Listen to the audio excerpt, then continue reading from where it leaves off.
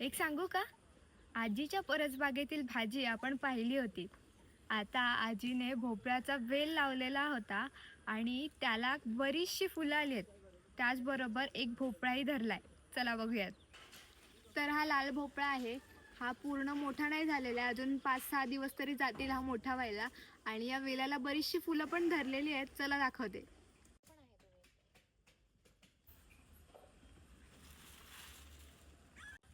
हा आहे भोपळ्याचा वेल आणि हा खालीच असतो, वरती नसतो टांगलेला.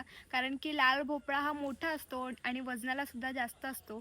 त्यामुळे हा वेल असा खालीच ठेवला जातो आणि ह्याला हा भोपळा लागलाय.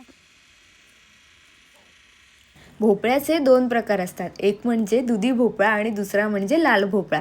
हा आहे लाल भोपळा. आणखी एक म्हणजे यातला मोठ्यातला मोठा भोपळा सुकवून टणक केला जातो आणि त्यावरती पारंपरिकरित्या प्रक्रिया करून याचा तानपुरा बनवला जातो.